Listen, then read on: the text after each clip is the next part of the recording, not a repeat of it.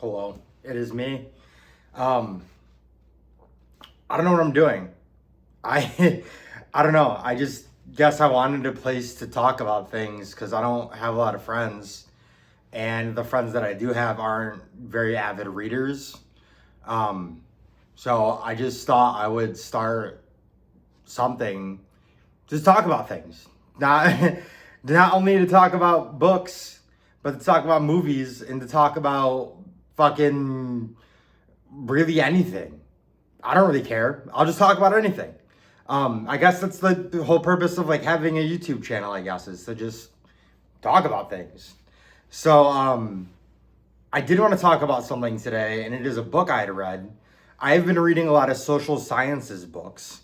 The reason being is that I am in school to be a substance and alcohol abuse counselor. So reading a lot of social sciences stuff, because a lot of it like directly relates to substance and alcohol abuse. Um, Substance and alcohol abuse counseling is adjacent to social work, and social work has a lot to do with sociology. So I guess they both have to do with sociology in a way. So reading a lot of social sciences stuff is important for this field, and yeah. So I don't know. I was just gonna talk about this book today. I don't know. I read this book probably about a month ago. I finished it, and I wanted to talk about it. It is There Is No Place for Us Working and Homeless in America by Brian Goldstone. And I liked it a lot. I wouldn't say I loved it, but I liked it a lot. I'm going to be spoiling it. So if you haven't read it, pass on this video, or if you don't care, go ahead and watch the video. Doesn't matter to me. Um, so the book is about, it follows these 4 or 5 groups of people, adults. A lot of them have kids. They work full time, or they're working 2 jobs, and they're not able to find housing in the city that they live in. So a lot of them are living are living inside of motels. Some of them are living in storage units. Some of them are living in their cars. And it is fucking rage inducing. The fact that these people are working full time, or like some of them are working 2 jobs, and they still can't find adequate housing in the place that they're living. And it's rage inducing. Reading this book made me a very fucking angry person while I was reading it. Um, for instance, one of the families, she and her husband are living together and they have 2 kids, and the husband stops paying rent entirely. Like, the woman was in school and she was doing schooling, and her husband was taking care of the bills, and he stopped paying the bills just entirely. And then it comes out that he has a coke addiction. And then it comes out that he was also cheating on her. And so he packs up his shit and he goes and lives with his new girlfriend that he was cheating on this girl with. And then her and the 2 kids are pushed out of the house. They have nowhere to go. It's not like she has any money of her own because her husband was paying for everything. So she finds a night job and she's still going to school.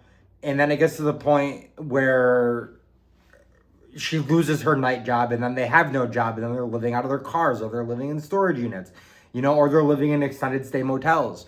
And the conditions in these extended stay motels are not good.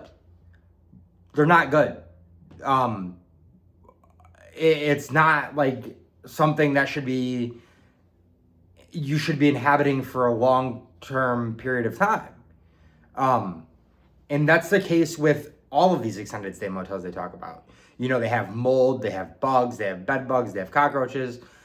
And the amount that they're paying, most cases, the amount that they're paying in rent to the motel is equivalent, if not more, than a apartment would cost them. But they can't save any money because they're stuck at the extended stay motels. They have car insurance they have to pay for. They have other bills on top of that they have to pay for. So it's not like they can just save up money and move out of these extended stay motels. They're stuck there. And reading it is just like, it pisses me off. like, I can't for the life of me grasp how a government could allow people to live in situations like this. It's not okay.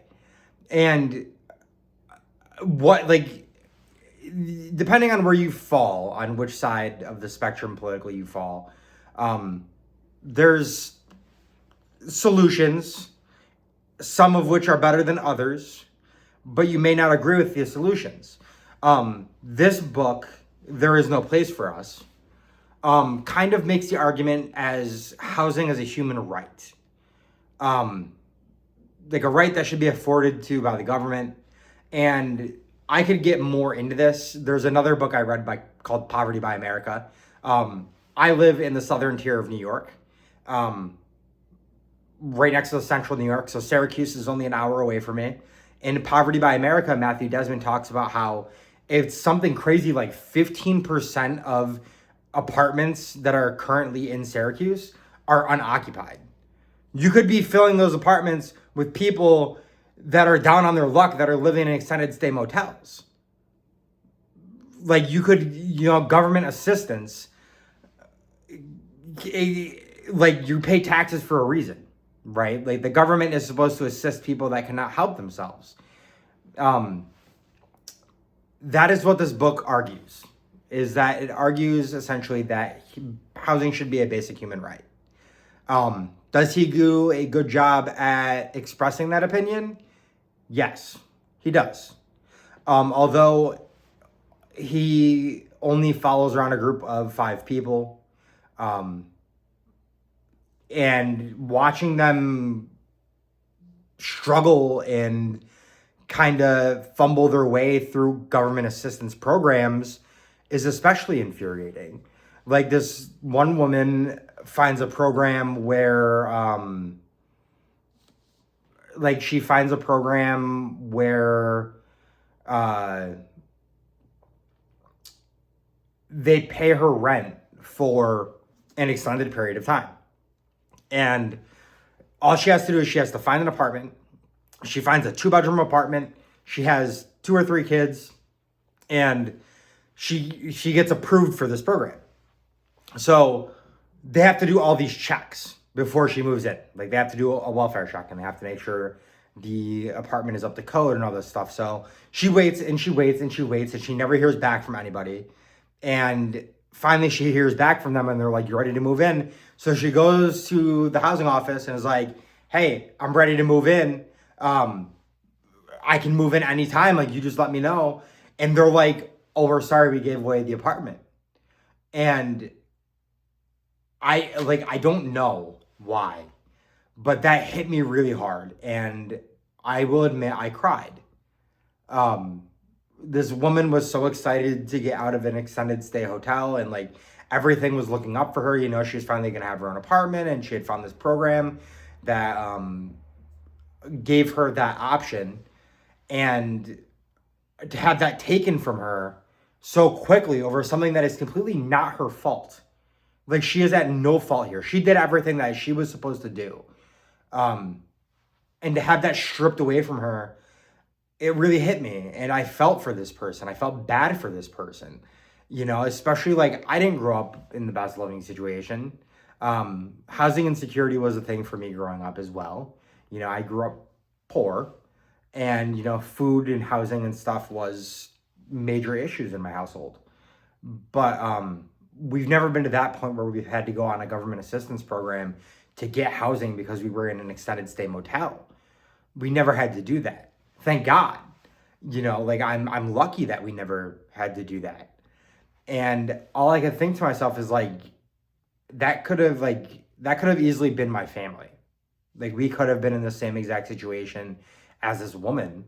And to see that stripped away from her just, like, fucking killed me inside. I cried. And, again, like, even at the beginning of the book opens where it follows this woman. She's working at the airport, and she's, like, constantly checking her phone over and over again. She's just constantly checking her phone.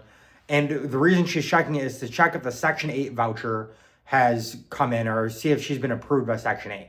So she gets approved by Section 8, and this is in Georgia. So it's not like here in New York. In New York State, I believe that every landlord has to accept Section 8 housing.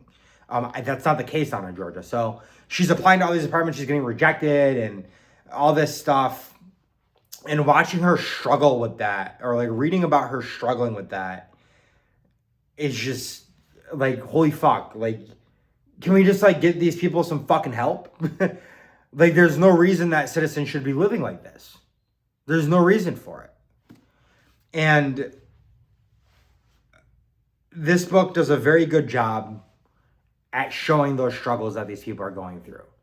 And it's fair in what it's doing because it does talk about these government assistance programs, and it does show these people navigating their way through these programs, which is more painful than it has to be. And it's an honest look at those programs. And it's an honest look at what it is like to navigate those programs as a person who's applying to Section 8, or you're applying to a program for housing. So yeah, and then the ending is super effective. Just gonna go ahead and spoil the ending. At the ending, the woman has to pick up a night job, right? Like, she has kids. She has 3 kids, and she has to pick up a night job, which means that during the nighttime, she's not going to be there to watch her kids.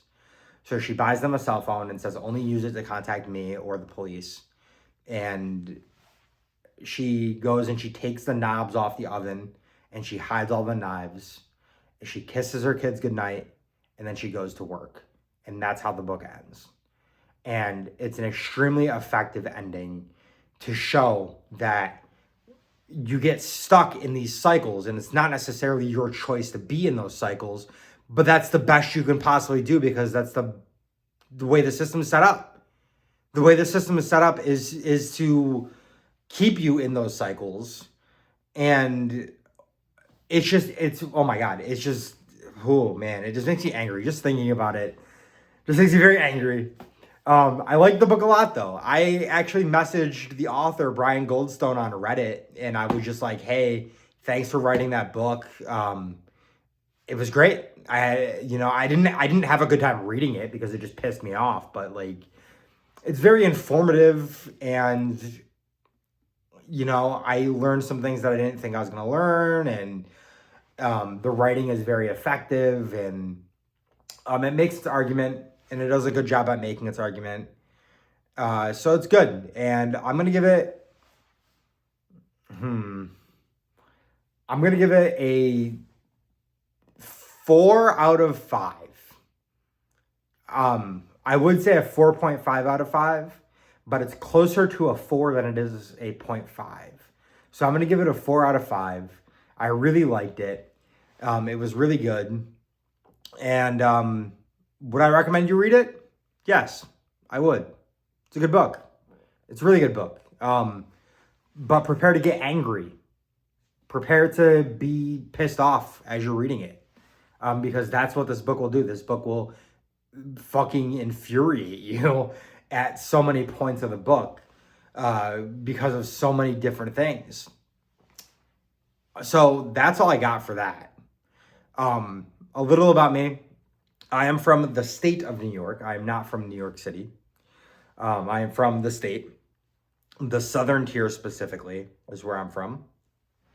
I like it here. I like New York. I'm probably going to spend the rest of my life in the state. I'm standing in front of a New York State flag. I love this state. It's, I've lived in 5 other states. I've also lived overseas for 3 years. And I chose to come back because I love it here. And yeah, also you might notice I'm a bit fat. I am not exactly the skinniest person. The reason that is because I am on medication for bipolar disorder, which is something I will actually eventually talk about living with at some point. I don't know when, But when I feel ready, I will make a video talking about how it feels to live with bipolar 1 disorder with psychosis. And I will talk about that. Yeah, I read a lot. I watch a lot of movies. So I'll probably be talking about movies and books on here mostly. Because those are like the two things that I do. I don't know how actively I'm going to be posting videos because, like I said, I am a student. More likely when this semester ends, I will be more consistent in posting stuff because I won't have schoolwork to do. School comes first for me. Everything else is secondary. I have a 3.9 GPA. It would be a 4.0 if statistics wasn't kicking my ass. But it is. So I have a 3.9 GPA. And I plan on keeping it that way. And I would like to graduate. My goal is to graduate with honors and be a fantastic substance and alcohol abuse counselor. So that's all I got. Thank you for watching. If you do watch this, I don't know. I'll try and be consistent about posting. But that's all I got for you guys. Read There Is No Place for Us Working in Homeless America by Brian Goldstone. It is worth your time. So go ahead and check that out. Thank you for watching.